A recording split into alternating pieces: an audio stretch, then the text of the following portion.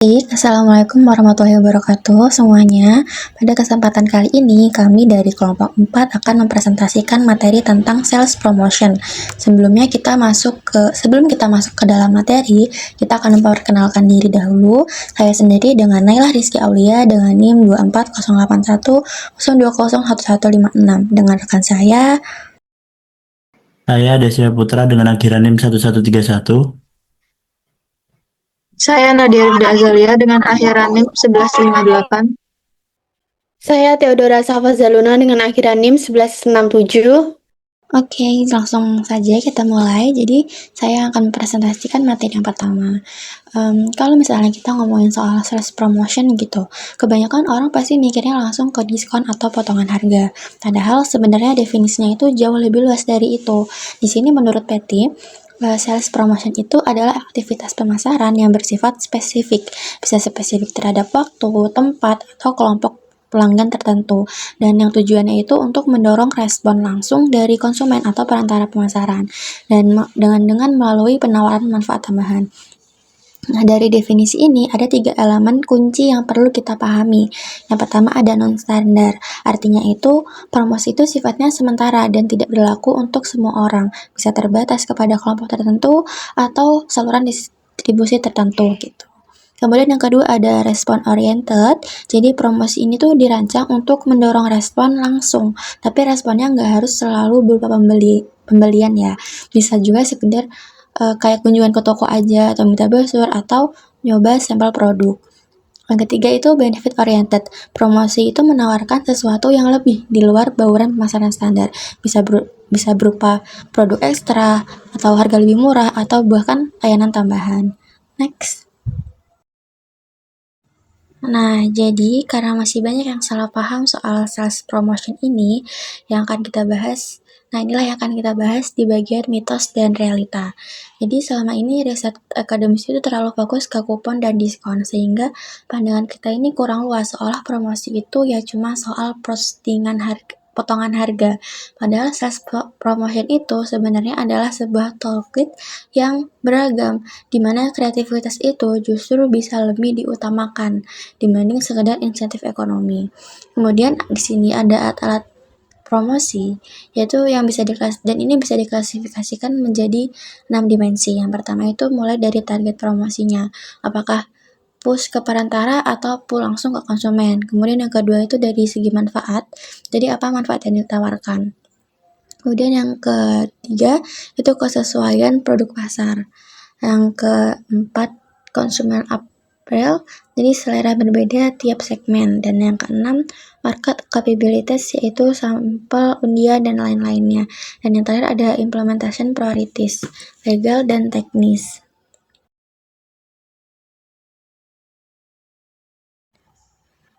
Kemudian ada proses perencanaan sales promotion. Jadi proses perencanaan ini tuh sebenarnya mirip-mirip ya dengan perencanaan iklan. Jadi itu sama-sama melibatkan agen eksternal, pemilihan media, sampai kepatuhan terhadap aturan hukum yang berlaku. Mirip, tapi bedanya ada di penetapan tujuan. Kalau iklan itu fokusnya membangun kesadaran dan cinta merek, sedangkan promosi itu punya spektrum tujuan yang lebih luas, bisa untuk mendorong trial produk, mengalihkan perhatian dari kompetitor, membangun hubungan dengan pelanggan, bahkan sampai mengumpulkan informasi konsumen. Kemudian secara umum, tahapannya itu di sini ada 5 ya, dimulai dari analisis lingkungan dan internal. Di sini tuh kita identifikasi masalah, peluang, serta sumber daya yang dimiliki. Lalu masuk ke penyusunan strategi, yaitu menentukan arah dan tujuan. Kayak komunikasi promosinya ini mau seperti apa. Kemudian dibuat rencana promosinya secara lebih detail, kayak mulai dari konsepnya, targeting, pesan, sampai pemilihan media. Setelah itu, yang keempat baru kita masuk ke tahap implementasi, yaitu mencakup timing, desain, pengiriman, hingga fulfillment. Dan yang terakhir pasti ada evaluasi, yaitu mengukur sejauh mana sih promosi ini berhasil mencapai tujuannya. Oke, itu saja materi selanjutnya akan dijelaskan oleh rekan saya. Terima kasih. Kemudian di sini ada sales promotion dan advertising, the line and the pendulum. Nah, di sini kita membahas tentang perbedaan antara advertising dan sales promotion, serta ada konsep pendulum sebagai gambaran pergeseran tren pemasaran. Nah, pendulum di sini menggambarkan bahwa strategi pemasaran tidak bersifat tetap, tetapi terus berubah dari waktu ke waktu. Penulis menggunakan metafora pendulum untuk menggambarkan pergeseran tren. Dahulu perusahaan lebih banyak menghabiskan uang untuk iklan, untuk membangun citra dalam jangka panjang. Kemudian secara tradisional, pengeluaran pemasaran dibagi menjadi dua. Yang pertama above the line atau ATL, kemudian ada below the line atau BTL. Nah, secara aktivitas pemasaran ini, above the line atau ATL yang mencakup iklan berskala luas, dan kemudian ada below the line atau BTL yang lebih berfokus pada promosi langsung kepada konsumen, seperti diskon atau program penjualan. Namun saat ini terlihat adanya pergeseran ke arah sales promotion karena dampaknya lebih cepat terhadap penjualan. Next.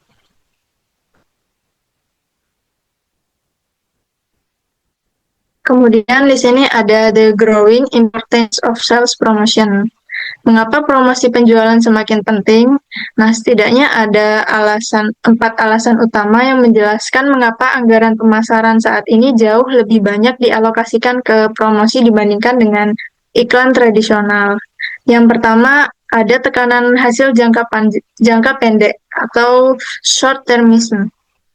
Nah, adanya tekanan untuk memperoleh hasil dalam jangka pendek ini sehingga perusahaan lebih memfokuskan pada strategi yang memberikan dampak langsung. Kemudian yang kedua, ada pergeseran kekuatan ke pengecer atau power shift to retailers.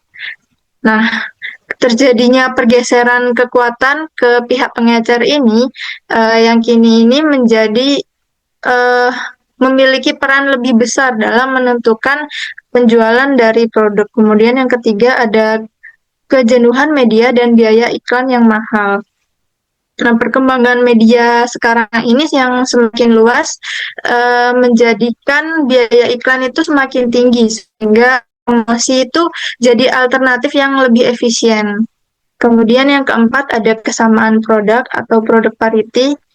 Nah, di sini adanya kesamaan antara produk sehingga membuat promosi itu menjadi salah satu cara menarik perhatian konsumen. Jadi pemilik perusahaan itu memberitahu konsumen apa bedanya produk mereka dibanding produk perusahaan-perusahaan lain. Next. Lalu kemudian ada consumer and sales promotion. Nah, di sini kita melihat bagaimana respon konsumen terhadap promosi penjualan. Yang pertama, kesadaran nilai atau value consciousness. Nah, promosi ini dapat meningkatkan value consciousness di mana konsumen merasa mendapatkan nilai lebih dari suatu produk. Kemudian yang kedua, ada kerentanan terhadap promosi atau susceptibility to promotion. Nah, konsumen ini cenderung tertarik pada promosi karena memberikan pengalaman sebagai pembeli cerdas. Misal, produk ini lebih banyak value-nya daripada produk di perusahaan pesaing. Jadi, konsumen itu merasa, oh, produk ini lebih bagus, jadi saya itu lebih bijak karena memilih produk ini, gitu. Kemudian yang ketiga ada loyalitas merek. Nah, promosi ini juga bisa mempengaruhi loyalitas merek, bahkan mendorong konsumen untuk beralih ke merek kita daripada memilih merek lain. Kemudian yang terakhir, promosi dapat mengurangi persepsi resiko. Jadi, sikap konsumen terhadap resiko, misalnya melalui harga yang lebih rendah atau penawarannya lebih menarik. Jadi, kesimpulannya dapat dilihat dari sales promotion ini, konsumen ini pilih-pilih produk yang lebih memberikan value kepada diri mereka sendiri. Next. Selanjutnya adalah sales promotion dalam membangun komunikasi dan hubungan jangka panjang dengan konsumen. Jadi selain berfungsi sebagai media komunikasi pemasaran, sales promotion ini juga berperan penting dalam membangun hubungan jangka panjang dengan konsumen. Jadi, promosi penjualan itu tidak hanya ditunjukkan untuk meningkatkan penjualan dalam jangka pendek, tetapi juga dapat digunakan sebagai strategi membangun kedekatan antara konsumen dan perusahaan melalui interaksi yang berulang. Nah, tujuan dari komunikasi ini itu adalah agar konsumen itu mengetahui produk, tertarik terhadap produk, dan akhirnya terdorong melakukan pembelian. Next.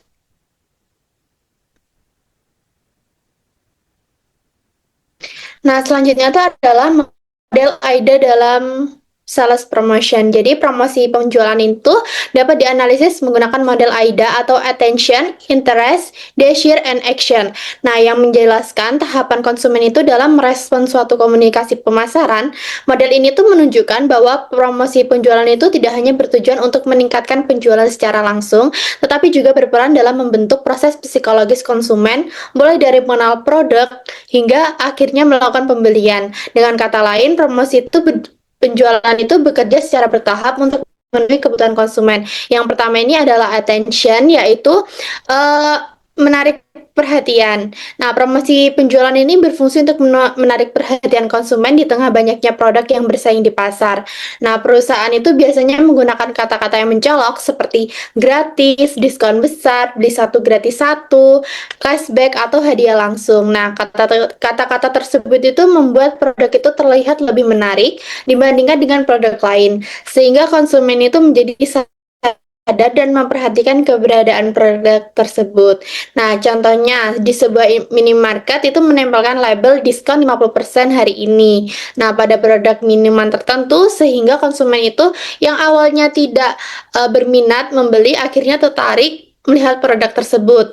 Nah, yang selanjutnya adalah interest, yaitu membuat produk lebih menarik dan unik. Nah, promosi itu mampu menciptakan rasa ingin tahu dan ketertarikan konsumen itu terhadap produk. Nah, promosi itu seringkali menghadirkan unsur kebaruan, kesenangan, atau pengalaman yang berbeda sehingga konsumen itu merasa produk tersebut itu layak untuk diperhatikan lebih lanjut. Contohnya nih, seperti perusahaan makanan ringan mengadakan promo, kumpulkan stiker untuk dapat hadiah. Nah, atau promosi dengan kemasan edisi terbatas yang membuat konsumen itu tertarik karena terlihat unik dan berbeda dari biasanya. Nah, unsur tersebut itu unsur hiburan seperti undian atau games itu dalam mempromosikan itu juga mampu meningkatkan minat konsumen. Nah, pada tahap desir atau keinginan, promosi penjualan itu mulai mendorong konsumen untuk benar-benar ingin membeli produk gitu.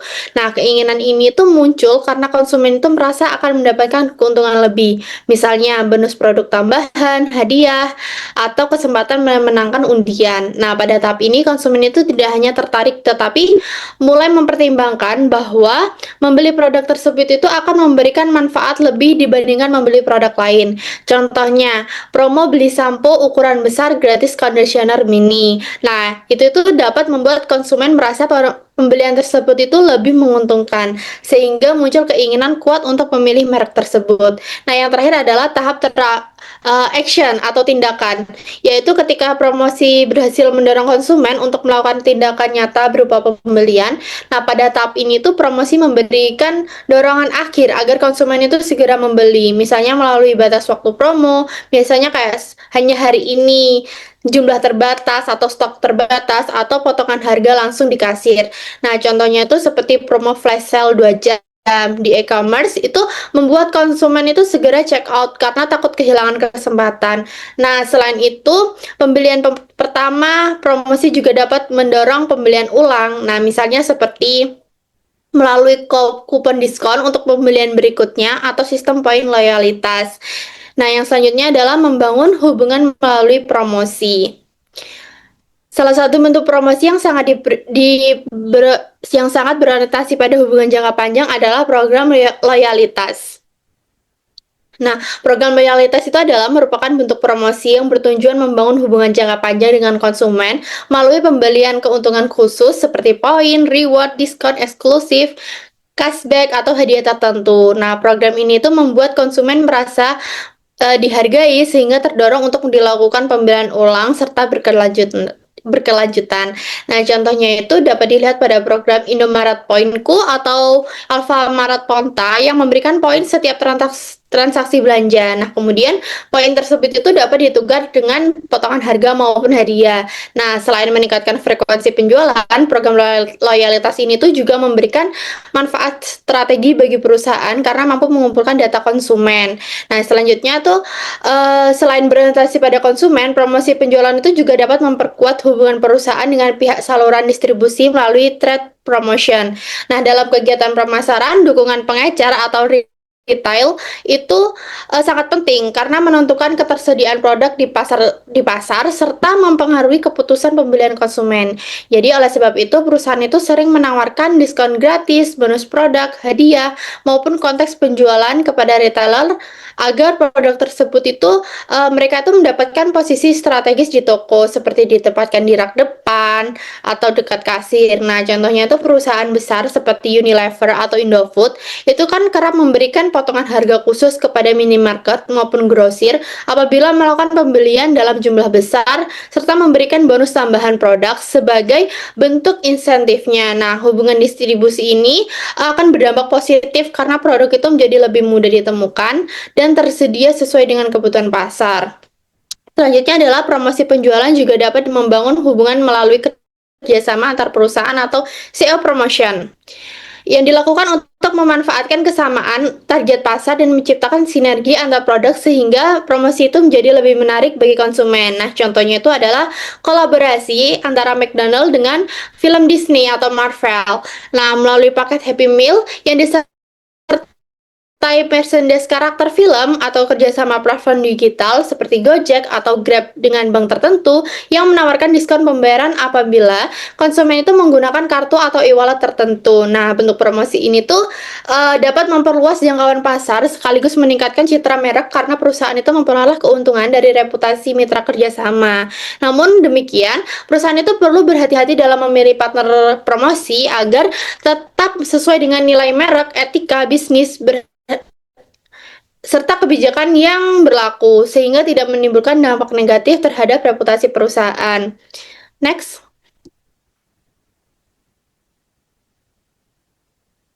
Selanjutnya adalah peran sales promotion dalam marketing mix. Jadi, sales promotion itu memiliki peran penting dalam bauran pemasaran atau marketing mix adalah karena promosi penjualan itu berhubungan langsung dan mendukung semua unsur marketing mix, yaitu produk, harga, distribusi, dan promosi. Nah,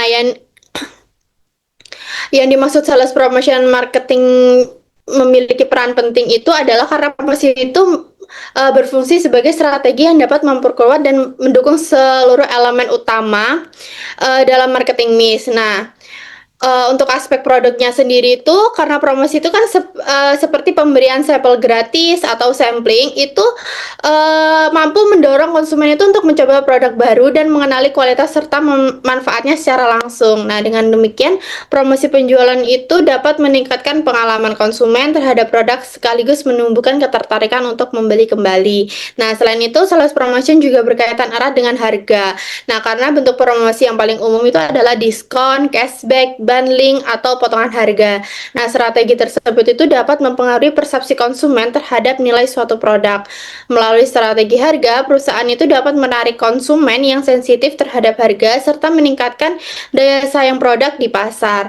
Nah, sales promotion itu juga memiliki hubungan dengan unsur distribusi atau place.